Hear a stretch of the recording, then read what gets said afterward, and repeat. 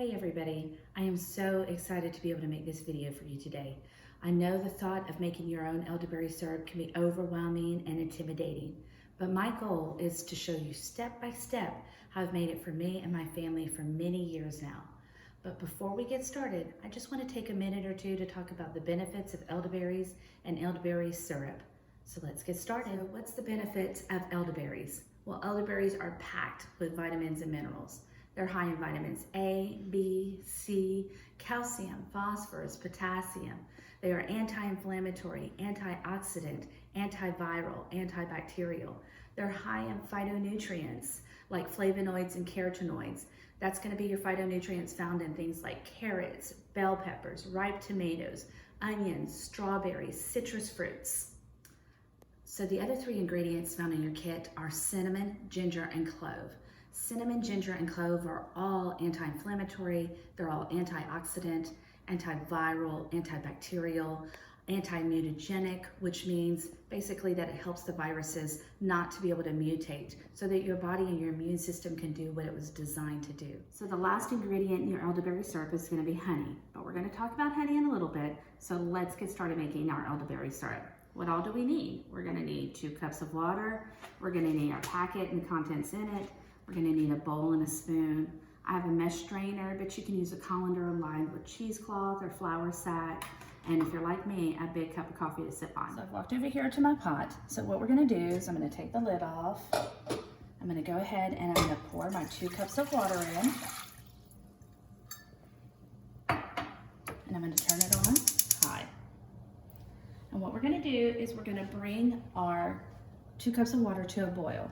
I'm going to take the packet and I'm going to open it up and I'm just going to pour the contents in and stir it real quick, put the lid on, and that's it. So let's open it up. Look how easy. Get it open and just pour it in there. Make sure you get it all out. Stir it up. I like to go ahead and cover it so that it boils faster and then bring it to a boil. Once it comes to a boil, we'll come back and I'll show you. All right, so we're back.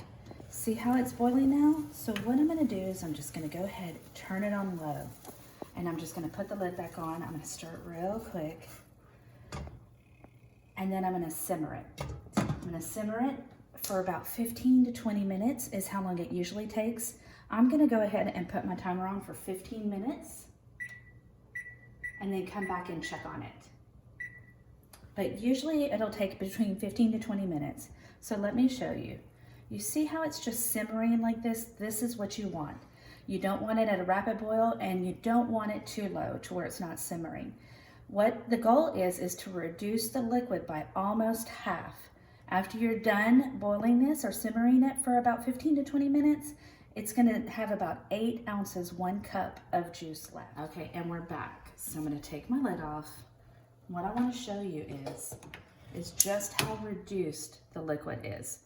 So it's nice and reduced right now. So I'm gonna turn it off and I'm just gonna let this sit. I'm gonna go ahead and put my timer back on for 30 minutes to an hour and just let those berries and all that goodness marinate in that juice right now. So let's go ahead and put our timer on. I'm gonna start with 30 minutes, but it's probably gonna be closer to 45 minutes to an hour that I just let it sit there. Once that's done, we'll come and we'll strain it. So we're done cooling it down, so I'm gonna bring it over and I'm gonna strain it now. So just pour it in here.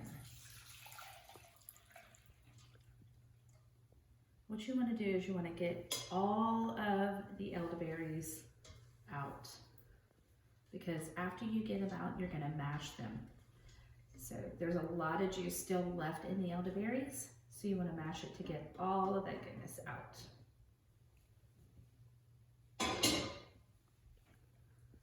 So now, you see I'm just taking that spoon and I'm just mashing it. Doesn't have to be perfect, but you just wanna mash them a little bit, move them around, and then mash them again.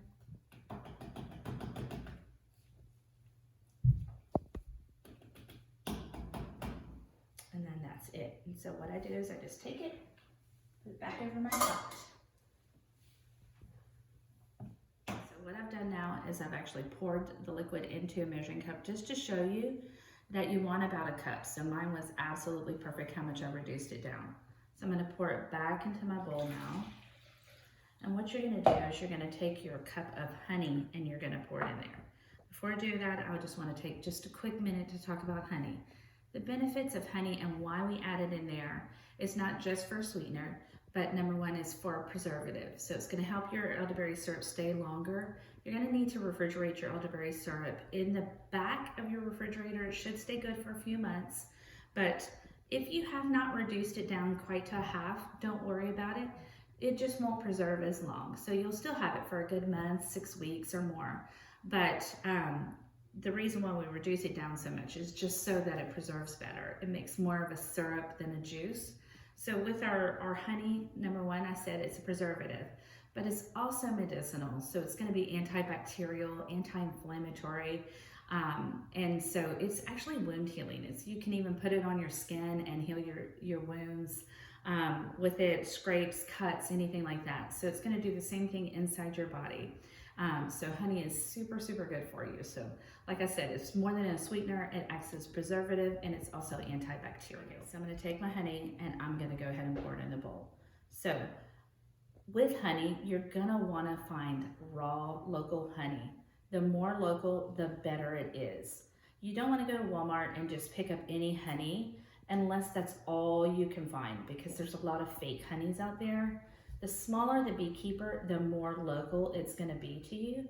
So go find somebody that's just a backyard beekeeper with a few hives if you can. But if you can't, just try to find as local as you can. Raw, unfiltered, unprocessed is the best honey. It's going to be the most medicinal for you. So I've poured all my honey in, I've scraped out as much as I can, and I just go ahead and stir it. You're going to want to stir it until you have no honey coming off of your spoon, and once it's, reconstituted in. So make sure that you're not adding your honey to your liquid if it's over 120 degrees, because it'll kill all the medicinal value of the honey. But I keep it a little warm just so that it helps the honey melt better, but I'll make sure that it's under 120 degrees. So it's almost done. So I wanted to give you a close-up of just what it's going to look like as I'm almost done stirring the honey in. So it's still kind of liquidy. It's not going to be thick like a pancake syrup, but it's going to be a little bit thicker once you add your cup of honey in. So once it's all stirred in just like that, you just take it and you just pour it in your jar. I just store mine in a glass mason jar, but you can put it in whatever glass jar you have. And that's it.